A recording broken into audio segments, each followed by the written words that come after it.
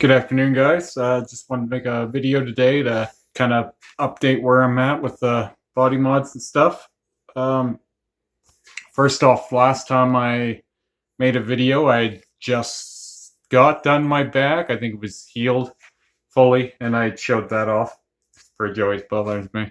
Um, so yeah, the bridge was just finished last time, and I talked about my next appointment, and that was touching up my stomach and chest and ribs and all that stuff in one go. And we did just that last Wednesday. It healed really well and really dark. Come on, you didn't. Okay. It healed really well and really dark, and I'm super happy with it now. I'll go ahead and show it off.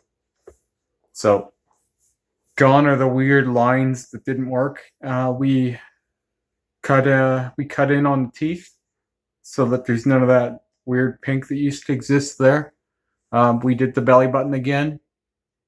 It's pretty solid now. We did inside the eye, so that's really, really dark now. And we did just under here because there was a bit of lighter spots in here too that I wanted to hit while we were in the area.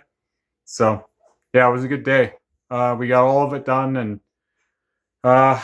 this coming week we're going to be working on, I believe we're going to be working on my right underarm and the top here, blending this up.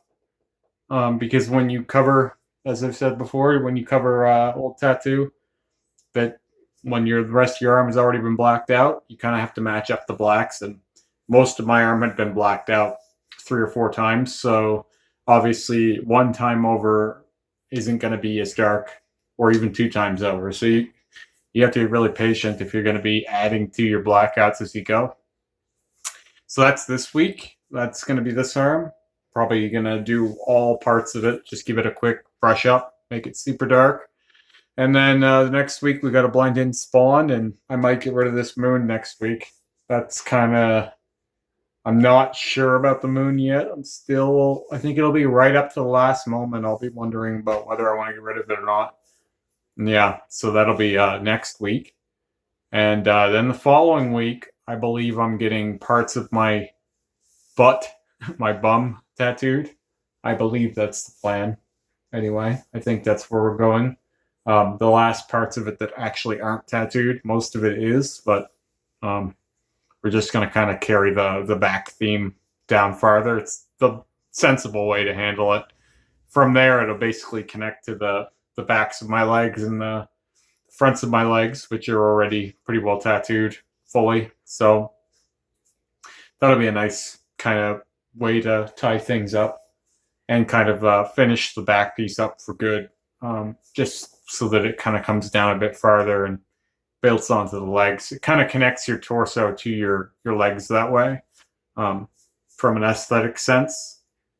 I can't do quite the same thing yet in the front without causing all kinds of trouble, because I've got tattoos on the fronts of my thighs. So the minute you start blacking that out, you kind of have to go all the way. You can't just leave half a tattoo. It's going to look weird. So that'll take a bit of doing. I think I'm going to approach my legs from the ankles up as opposed to the waist down. I think that's probably a better plan for that. But even then, I don't think I'm going to get started on those blackouts on my legs until 2020. That's generally the plan. I'm going to get one of or both of my legs fully blacked out in 2020. It's kind of where I'm at with that. So yeah, I've got 3 appointments left with my artist that's been doing all the work on me, and then I'm moving on. I'm moving on probably before he leaves, just because I want to get transitioned into kind of a new artist and get that set up so that when he goes, it's not going to be, I'm left without an artist. So I've already got, I think, 6 or 7 appointments scheduled with the artist that did my chest piece. He's going to be touching up all kinds of things on me, and yeah, he's got a different aesthetic, different art style than Lee does. He's more of a small details kind of person, so he's going to be the one extending my jawline tattoo, and he did the skull cap, so he'll be touching that up and making it quite a bit darker so that it matches up. I'd like to go as dark as, say, the leaves on my forehead. I want to make this circlet and the bat himself about as dark as that. So that'll be exciting. I'm actually really excited to get started with him because all of the projects I have scheduled to work with him already are really exciting ideas and things that I've been looking forward to rather than like busy work. It's little things, but they're going to go a long way to really fine tuning the whole look. So when I get working with him, it's going to kind of be like the icing on a cake or gravy on a poutine or something. It's going to be the nice little extras and refined touches. And then, yeah, I'm not sure when the Blackout project will start with the legs. It might start right after. I might wait. It's kind of hard to approach. I was actually speaking to a guy just yesterday on my Instagram about the difficulty of starting a Blackout project. It's a lot easier once you get into it. It's a little harder beginning it, especially if you're like me and everything is tattooed already. It's kind of a game of what goes first. What do you keep for a while? What are you going to keep forever? Are you going to keep any of it forever? Like there's really nice pieces on my legs, and some of them right now I envision myself keeping. But when I think about the Blackout process of it, if you've got black and gray portraits, it's hard to keep them in the middle of a blackout. So they'll fade away if you black all around the outlines and all around the backgrounds of them. They'll kind of turn into a bit of mush. So it's a bit of it's a bit hard to think about right now. I'm sure I'm going to figure it out, but I don't want to just start like I'm mowing a lawn. I would probably do it that way if I was working on myself. Like say if I was tattooing myself and I could just pick away at it at whatever pace I wanted and know that it was going to work well, I would probably just do a little bit here and there. And then one day I'd just reveal all at once, hey, look what I'm working on. But being the nature of Blackouts, like getting them done at a studio, is you're just doing piece by piece. And, I can't just go straight up, straight down because there's so much in there that needs to be covered versus some stuff I want to keep. And it's just a bit of a mind twister for me. So I'm approaching that with a little bit of apprehension. I'm sure some people are wondering why I haven't started already. I know some people are wondering what the problem is. Like, why am I still working on my torso and stuff? And people don't understand that you get into a project like this, touch-ups are guaranteed. You're covering so much area, and like you're going to have to do the maintenance on it if you want it to look halfway decent. I don't want to be one of those people that's, they're all blacked out, but their old work shows through it and stuff like that. That's the whole plan for me was to be perfect dark, like as blacked out as possible. So that takes time and it takes multiple passes. And so the work that we're doing isn't just for nothing. There are spots like in here. There's still little spots like this where it's just not quite smooth yet. Like that's going to be one more pass. Like we're going to go into the armpit again and even that out. You got to be willing to do stuff like that. You want to wear a black armpit, you're going to have to beat it back and forth a few times, but this elbow's going to have to get touched up a bit. That's old opaque gray from when I had my Spawn sleeve, we had opaque gray, and it did cover really well, but opaque gray likes to come through. There's all kinds of little things that people just don't get about the details of this and how hard it is to do this. It's not just that it's painful once. It's a game of pain repeatedly over and over and time and patience.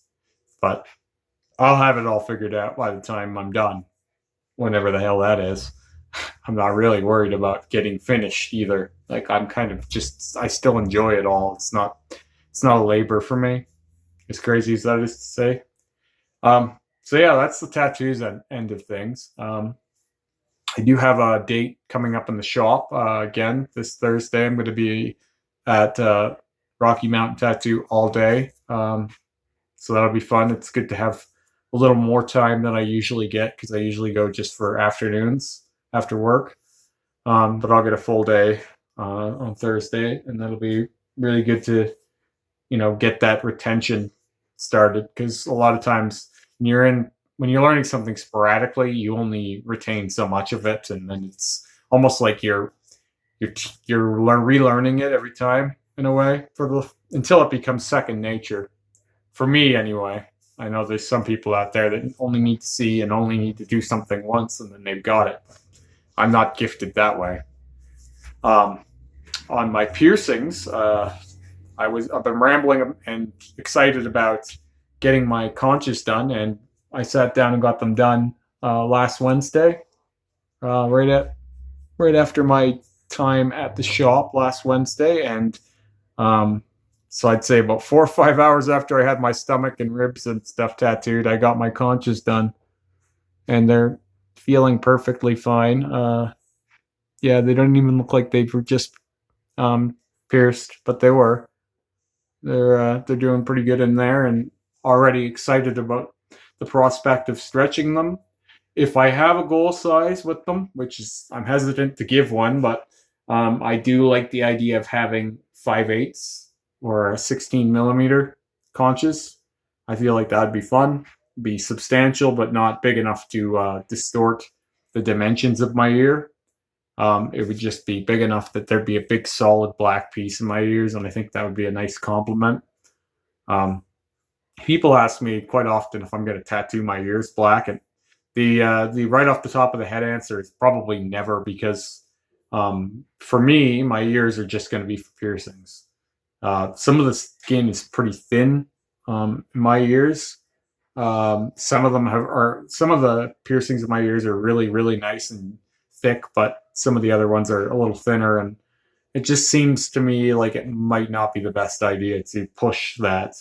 For example, this cartilage piercing has a lot more skin around it than this one. For whatever reason, they stretch differently. They're pierced in the same place pretty well. I mean, as symmetrical as you can go, but the right ear is, and has always been, quite a bit thinner. So I don't know what that skin would have for elasticity when getting tattooed. I don't know how well it would take ink, for one thing, and I don't know what it might do to the potential of migration. Those are things I don't know if I have access to an answer for either, because there's only anecdotal advice out there.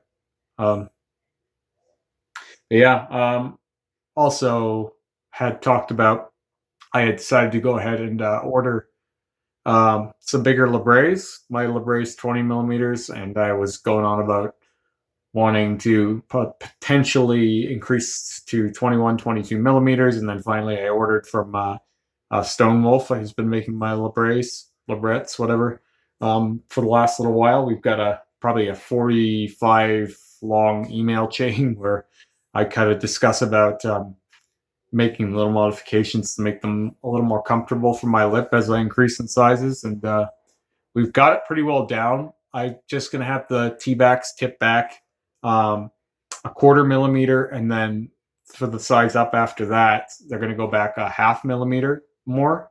So right now the T-backs tip back about 1/2 millimeter less than they will soon, and I'm hoping that difference in curvature angles just a bit farther out, because I still get a bit of a bit of dig in my lip when I speak.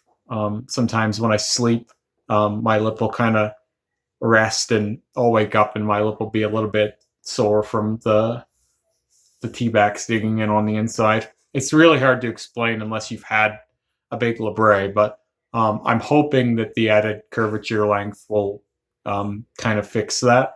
But yes, I have a 21 and 22 millimeter Labret coming. I got an email already today. It's only been, I think, 2.5 weeks, so super quick. He told me the waiting time was going to be until November, December, but usually it's quite a bit quicker than he says. I actually kind of found out reason why that happens sometimes versus why it's not super early other times. I've been listening to different piercing podcasts, in efforts to learn as much as I can. And I've listened to the entire Real Talk Piercing podcast. Highly recommend it. Anyway, there's one episode where the host, what is his name? I can't remember his name right now, but Will Von Doom. Sorry. Shout out to Will Von Doom. He's speaking with multiple jewelry makers, and one of them is South Shore Adornments, Andy from South Shore Adornments. I believe it's Andy. And he speaks about how if he gets multiple orders for similar types of jewelry, he'll make them in big batches. So say you had 3 or 4 oval Labret orders come in.